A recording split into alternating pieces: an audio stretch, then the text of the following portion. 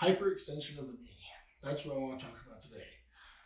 So I have a client who has a problem with when walking. His left knee will often buckle, hyperextend underneath him, and he has to catch himself. He's even fallen a couple times because of it. And working to improve his ability to functionally load his feet.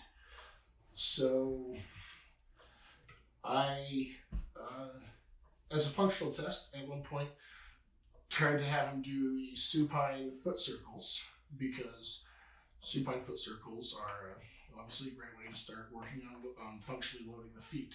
However, he had too much instability in the hip and the knee to do it without pain and to maintain proper leg positioning, even with a strap. So it's been a goal of his therapy to get to where he could do the supine foot circles to improve that functional loading of the foot.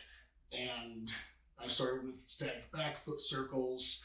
I then progressed to having a strap around his knees or a block between his knees and doing the foot circles and the points and flexes. The points and flexes are implied on all of these, but I don't want to keep on saying it all over and over. And he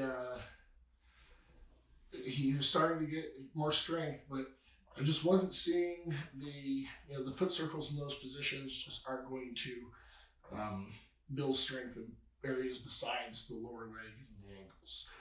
And I knew he still wasn't quite ready to go to supine because his quads were still really tight. And I further developed a protocol I've been working on with myself just out of interest. I like finding new ways to use the Egoscue tower here, especially in double pedal. I really like the double pedal. This is a protocol that I designed for him. The first time I put him in the tower, that hyperextension of the left knee was an issue. If he just tried to sit here and rest in this position like this, he would find that his left knee would buckle and just start to hurt. So since I really want to be building strength anyways, I started doing these points and flexes just here in this space.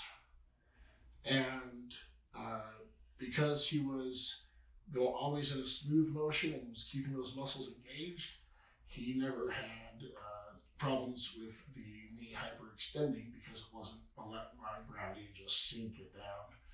And I started building his strength up and down the legs and into the thigh muscles and whatnot. And here's the specific protocol I do because it would as his muscles would get fatigued, he wouldn't be able to resist gravity as much, and it would start to hurt. So the first time we overdid it a little bit, so I decided, okay, and he was sore for a couple days. And, well, that's not what we want.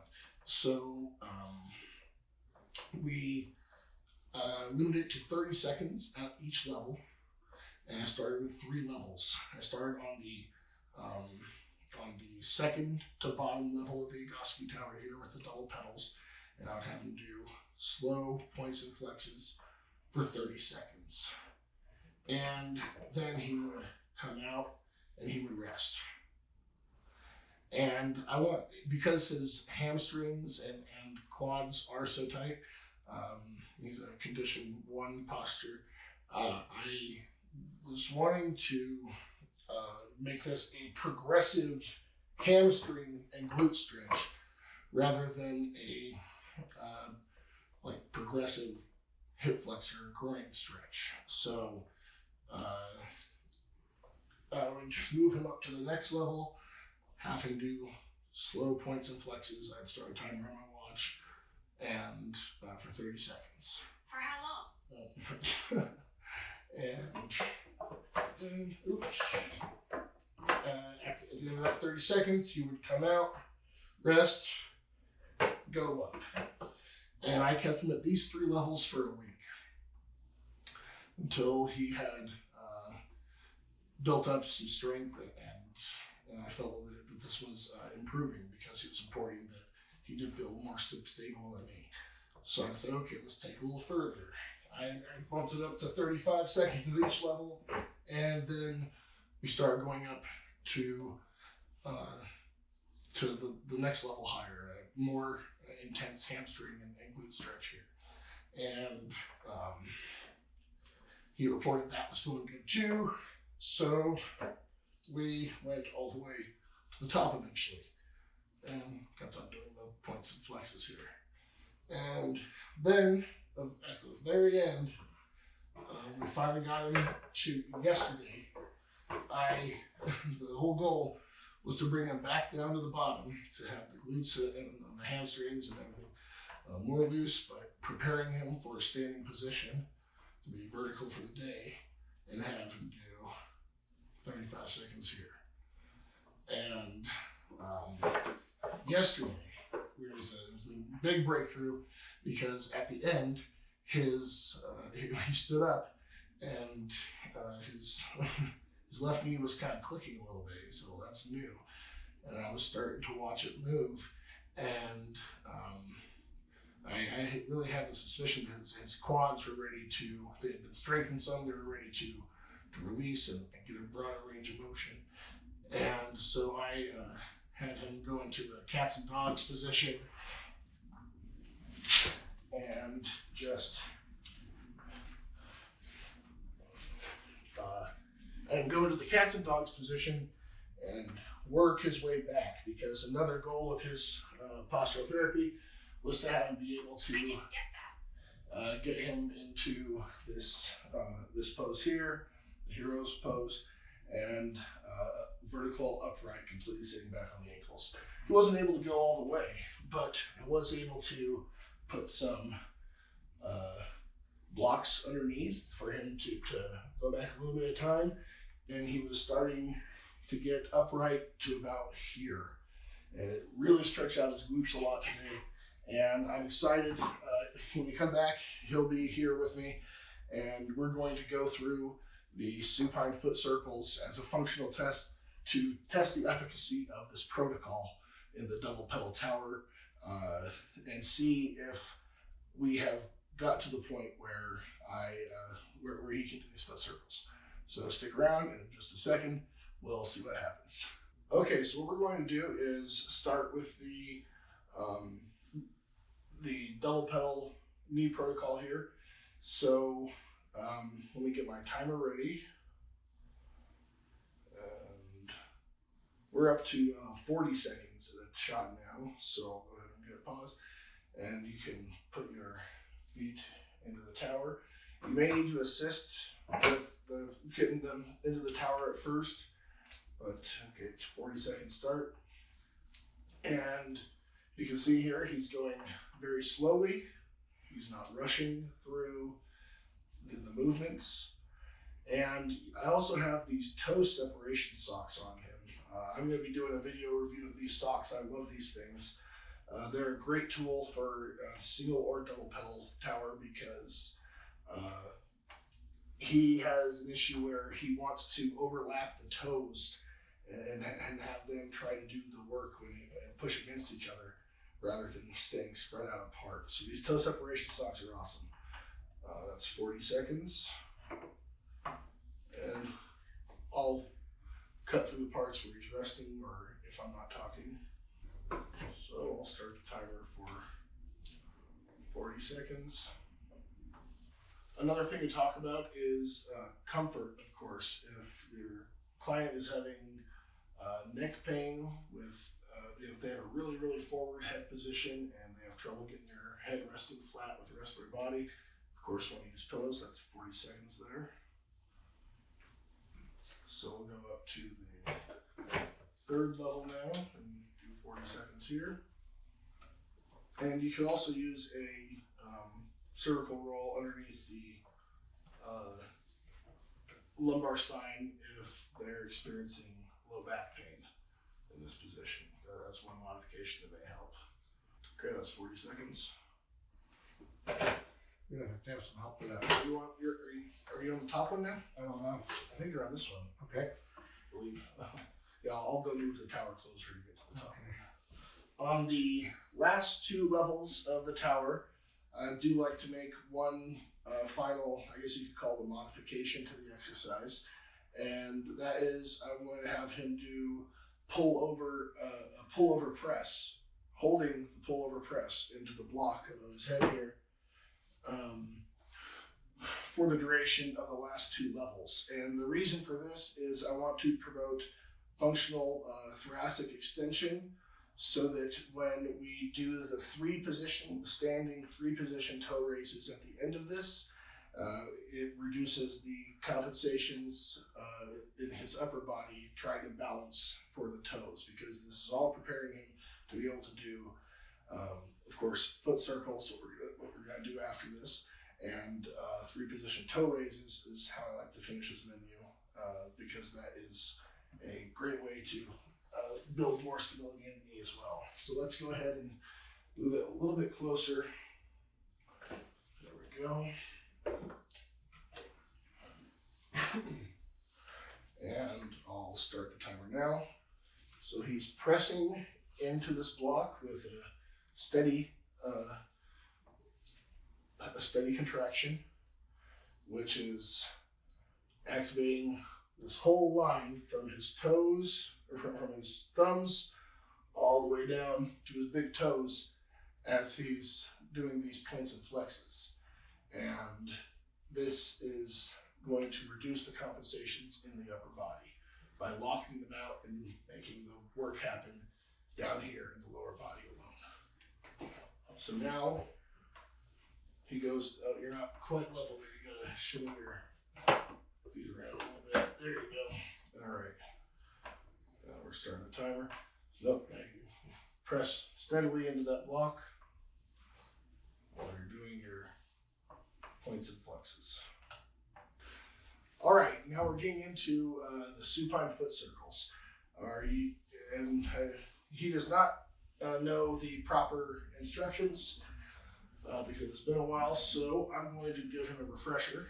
And the first thing he'll need is, for big guys like us, we need a strap. A lot of people can reach around the back on their knee without having to lift up their upper body, but that's not us. So you'll take the strap, put let's go ahead and work on the right knee, the right foot first. So we're going to put this leg flat on the ground. No, your left leg flat on the ground. Your right leg is going to come up as if you were in the static back position. Yeah, there you go. But deeper hip flexion. You're going to put this around your thigh. Okay. On the back side? Around the back side of your hamstring there. And I want your shoulders and your elbows flat on the ground. I do not want you lifting, going like this. Yeah, there we go. They should be nice and relaxed. They should only be holding it as much as they need to. And exactly, this deeper hip flexion is what I like to do. Maybe not quite that deep, a little more vertical. There we go.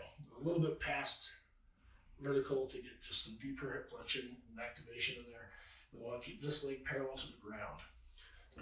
Parallel will be about right here. Now, here is why he couldn't do this exercise to begin with, and why I needed to build the stability in the hips and the knees. When he would bring his leg into this position, his tendency would have been to have his foot go over here, and he was not able to bring it into alignment with his ankle into alignment with the knees and the hips and the shoulders. But now, after doing all this work, we are to where he can quite effectively. He's still wanting to come in a little bit, but I think he could probably overcome that with his will at this point, rather than before it was stuck out in that position. And now you do the foot circles, rotating slowly in one direction.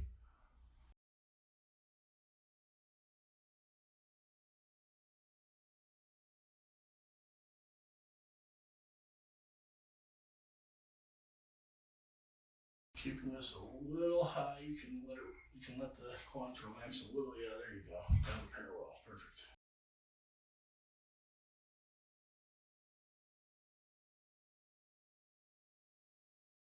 And he knows about doing foot circles from static back, that he doesn't want to be rotating from the knee. It's keeping the rotation in the ankle. Change directions to after 10. After 10. doing 40 all at once can be a little intense. And I don't know that he'll make it to 40 each direction, to be honest, on his first time doing this. It's probably feeling like a pretty intense exercise. But let's also bring these toes up towards your head. There you go. In and out. Yep, and then the points of flexus. Yeah, so you can do 10 at a time of each of them.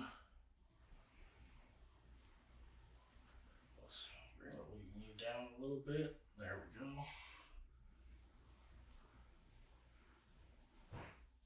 So we are still seeing a lot of tendency in the quads to want to do the work of plantar flexion here, because he's wanting to lift the leg every time he does a point. So, but this is still a massive improvement, and this is a big step in the right direction for Don's postural therapy, because now we can start really working on full engaged functional loading of the foot, and of course the next progression from here would be going to standing foot circles.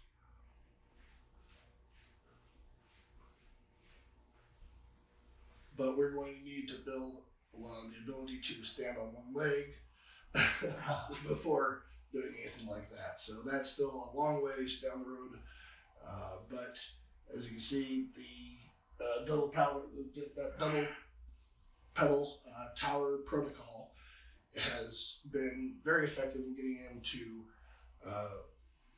I wish I had taken video a few months back of what it would have looked like to try this for him then, but it is a massive improvement, and I'm really looking forward to see where it's taking us. 20 a 10 is all I can do. Yeah, I have a spasm. Yep, that's not really surprising. This is a tough exercise. Other one? Yeah, now this is the problem knee, so let's see how it goes here. And remember, we want to keep those shoulders relaxed into the ground. And so this one, he's probably going to have a little more trouble. I think these quads are a little bit weaker. I'll be interested to see how they behave here too.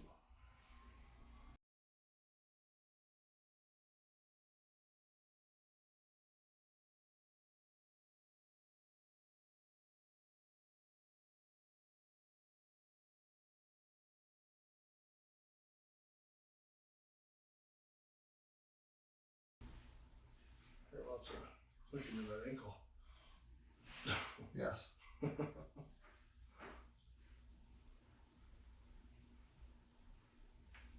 Oh, let's keep this toe, that leg flexed, or dorsiflexion there.